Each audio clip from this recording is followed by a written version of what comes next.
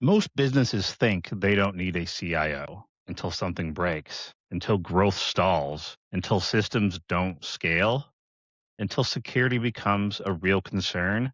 And by then, they're already behind. Welcome to Decline Invite Short Notice. I'm Ryan Drumheller, the extroverted IT leader. I've got more than 20 years in IT, more than a decade in leadership, working across enterprise environments, cybersecurity, cloud, and business transformation, to name a few. And this is the version of the show where we keep it short, we keep it direct, and we get straight to what actually matters because honestly, this could have been an email. So, IT is typically seen as help desk, not strategy. You kind of see the IT as support mindset. In a lot of cases, you see IT being treated as a reactive, not a proactive mindset. And you see things like, leadership is not involving IT early or just some short term thinking. You see these businesses that are doing things, making decisions for their areas, and then IT is just an afterthought and, oh, hey, go make the magic happen, right?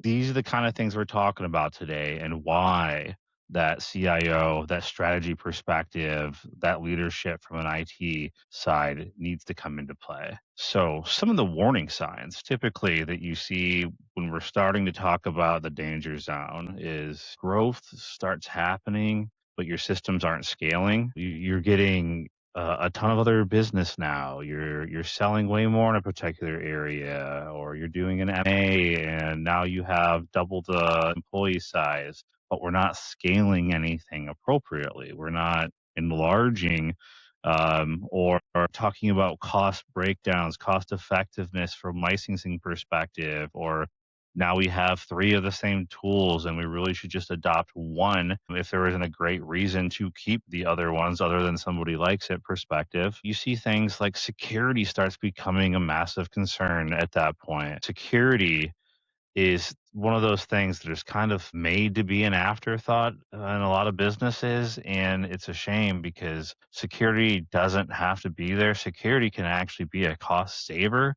especially when you're talking about you're putting the right things in place, you're planning proactively, you're having the right training programs, and you're avoiding all of those missteps. You're avoiding those ransomware situations.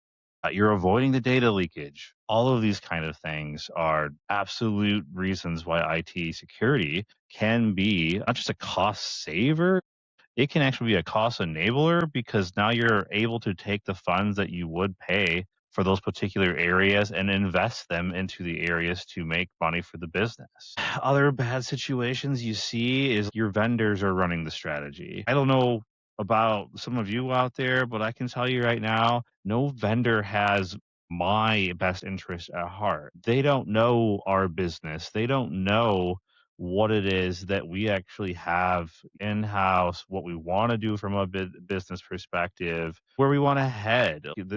They might come in and put a strategy in place because they're able to put a strategy in place. Is that strategy the strategy for this business, for us to grow, for us to actually be proactive, profitable? And is it the best one for where I'm going to be in 3, 4, 5 years? Not a great situation to be in. Other signs, no clear roadmap, right? There is no roadmap here. What are you doing at that point? I guess we're just kind of adding more to the food menu.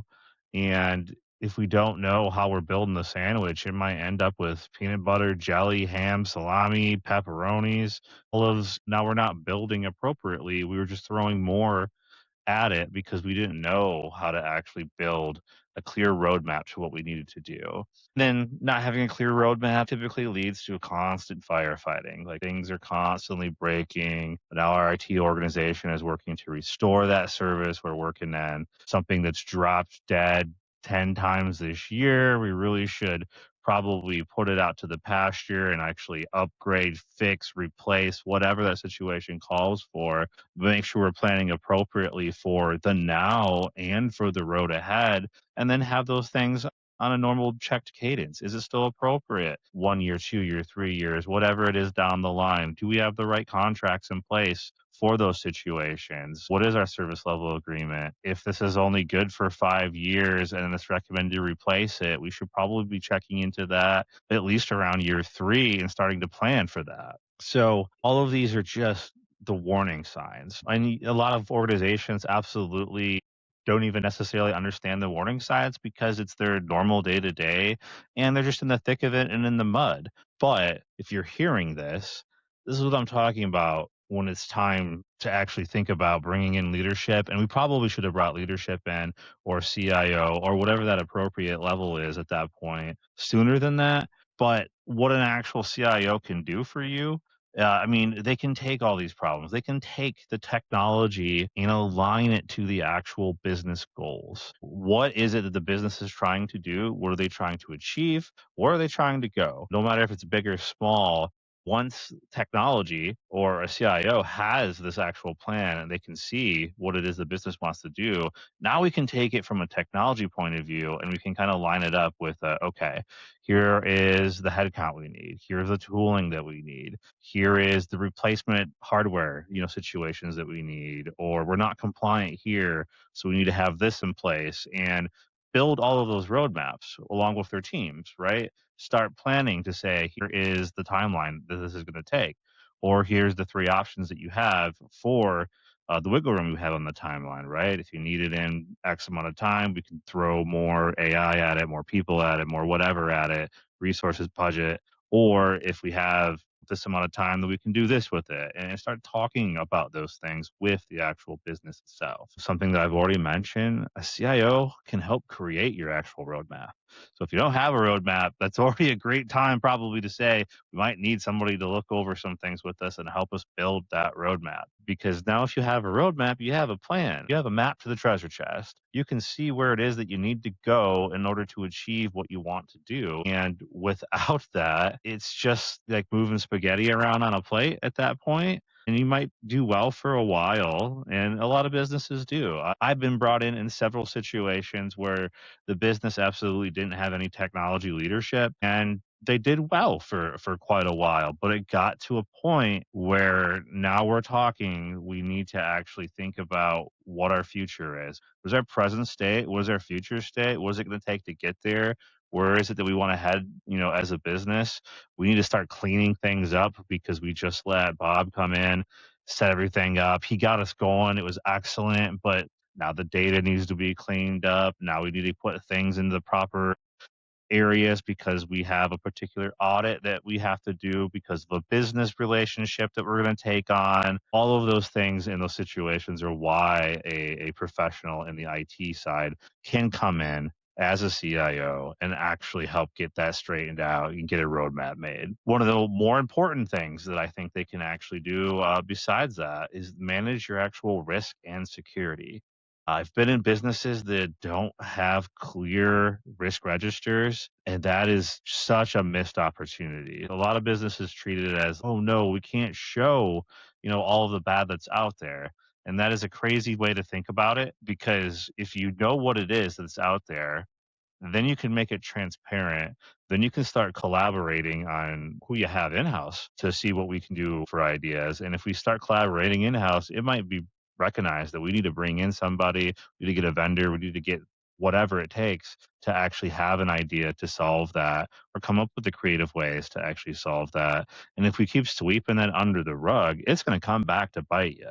It will absolutely come back and it'll get you, and it'll probably cost your business a ton of money at the end of the day. But by creating an actual, risk register and getting proper security in place by talking with the business, how is everybody doing their jobs today? What is it that makes their job stressful? What is it that we have weak links at? Areas that maybe the rest of the business didn't even know was an issue, that is where they can come in and absolutely spot that and help to get that shored up. I mean, having a risk register and security issues is not a bad thing. Every business has something. Every business has many somethings. And it's about what your appetite is, what you can do to fix it today. Can you fix it at all? Is it just a risk that we have to eat and we have to accept and hope that it never comes? Like, All of that being known, though, make sure that everybody is absolutely prepared or not caught off guard. So, having all of that, they can absolutely help drive the efficiency and scale process. So, we're talking about taking on a major endeavor at that point, right? All right, well, how are we going to get there? You're going to hear a lot from a lot of different of the business areas and business units talk about what they want to do, what they can do once they get there, but how do you get there with the technology? Well, that's where having somebody come in from that perspective, from a CIO presence, can actually go, okay, so in order to achieve X, we need to do Y and Z, and this will get you there. This is the timeline that we can get you there. Here's the proficiency gains that we'll get out of the system, or here's how we protect getting there as well, right? Say you're taking on a new payment system. You know, you're going to maintain the old one, but you're going to take on a new one, and that's going to enable you to take way more sales now from missed opportunities you weren't getting before. That's fantastic. But now you need the proper systems to one, take them, to protect them, and make sure that everybody understands the new regulations or compliance that comes with that. That's where somebody like that perspective is going to actually notice that, be able to put that out there on the table to not be an impediment, but be able to say, hey, here's all the things we need to do in order to do this and to pull that off.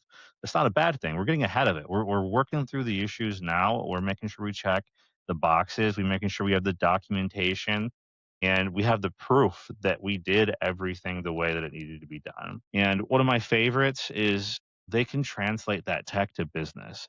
That's been one of my claims to fame, is sitting in a lot of these rooms, is the ability to actually speak tech. One of the things I don't use too much these days, but used to, email, right? Everybody knew what the post office was, at least in America. You get mail delivered to you every day. It comes from a certain place or a certain sender or whatever, and it goes to you. And that's kind of how I explained email in a lot of regards, right? Like there was a sender with an IP, and it said it was from here, and it got delivered from here, and it got sent to X, and they didn't need to know about necessarily all the things under the hood about how an email got sent, but they were able to correlate and understand because they understood how the post office works and how sending a message works.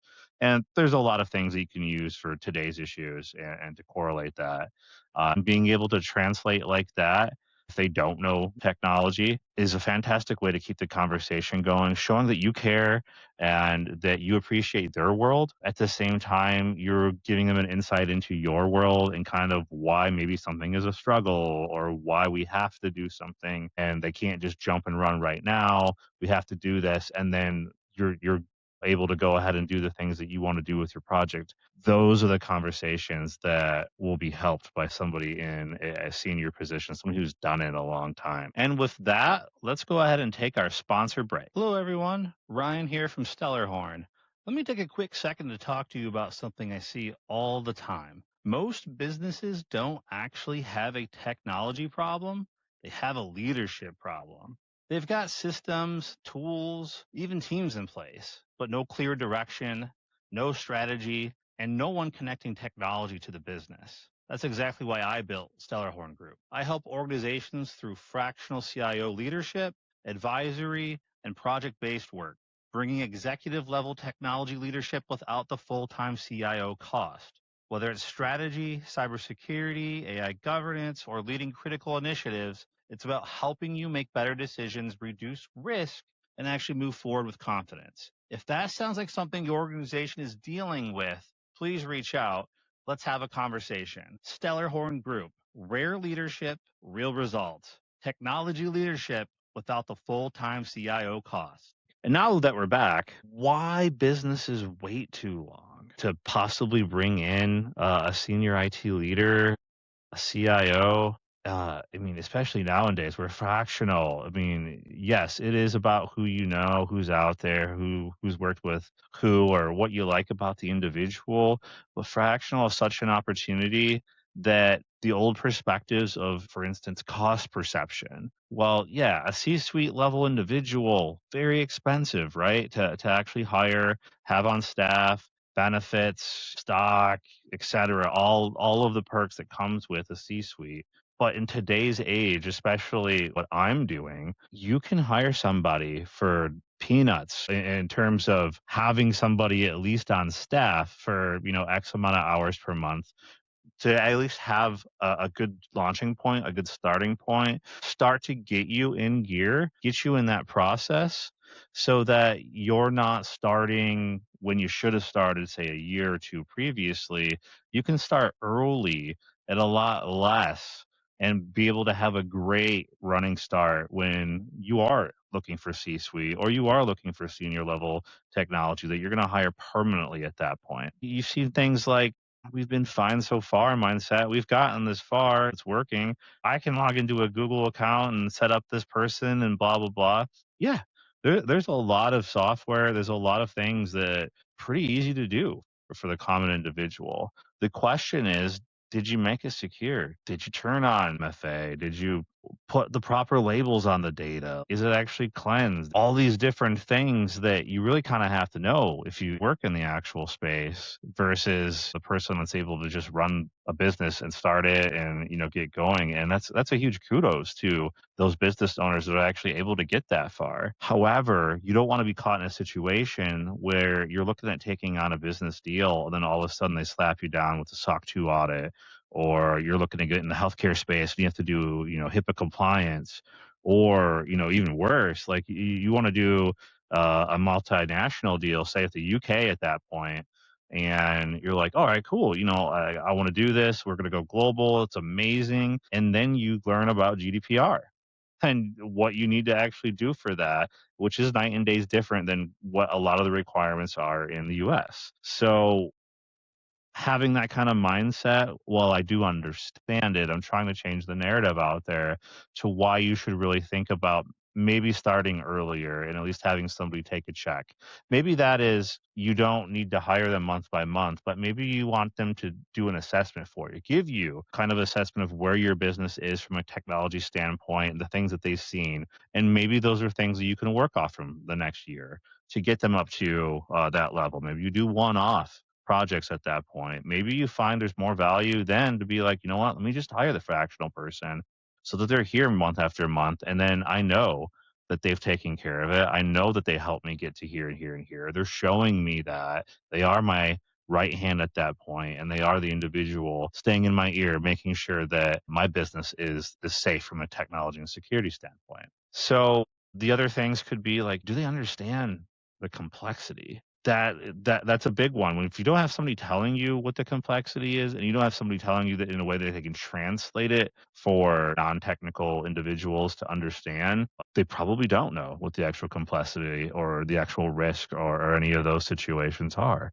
Which brings me to, do they know what visibility is with that risk? Do they even have visibility to that? Are others just doing their thing over there and it just hasn't become an issue yet? And just because it hasn't become an issue doesn't mean that it is going to be an issue, right? You have individuals who are able to lurk in your files for days, months, years, whatever the opportunity is for them to one day, exploit that. It doesn't mean that you don't have a problem right now. And then just thinking IT can figure it out. Well, we sure can. But at the end of the day, it's best if IT partners with the business, right? The business runs the business. All of the business units run the business, and IT should be a trusted partner and confidant of that and help enable the business to actually achieve that. And by enabling the business to achieve other things that they want to do, that means we also have to do all the things that I've mentioned about IT and security along the way.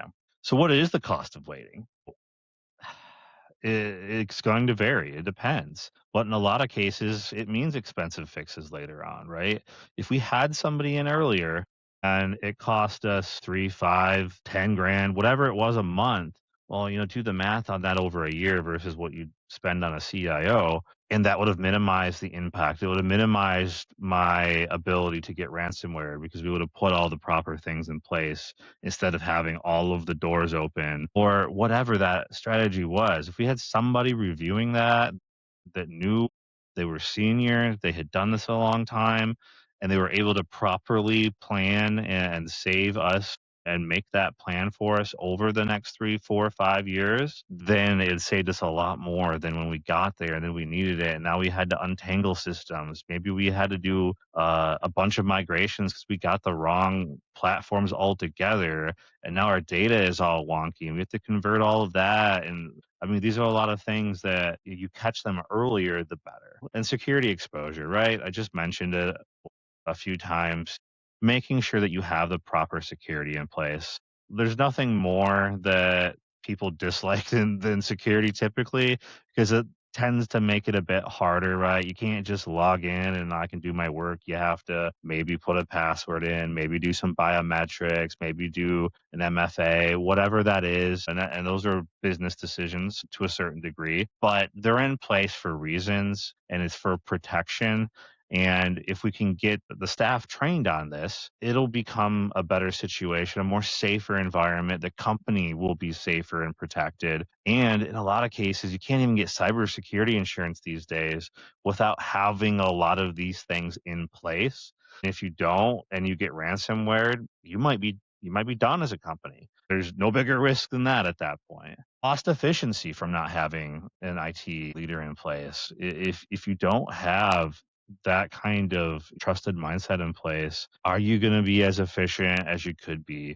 Is your growth going to be as fast as it actually could be? And did you miss opportunities along the way, right? I've mentioned audits several times. In a lot of regulated industries, those come with audits and making sure that you have all of your data lined a certain way, protected a certain way. You can prove all of those things. So to close here, if you're growing and technology is becoming more complex and you don't wait until things break and you get ahead of it, that's the difference. That is going to be a make or break difference for your company if you are proactive, if you actually bring in that IT leadership sooner, you're going to actually see that value. Yes, it might stink to have to pay for that now. And you're like, you know what, I could get another year, I could get another 2 years out of this.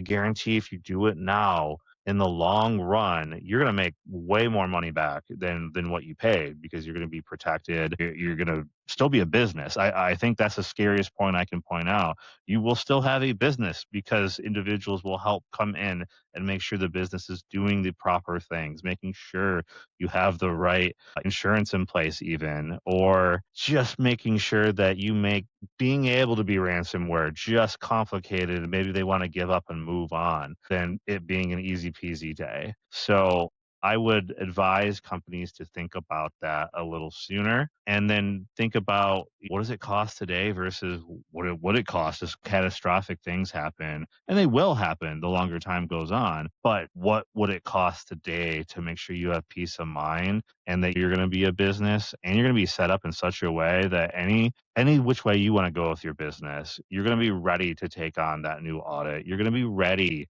to actually do business in that country or whatever it is. So this has been Decline Invite Short Notice. This could have been an email, but it wasn't. I'm Ryan Drumheller, the extroverted IT leader, and I'll see you next time. Take care.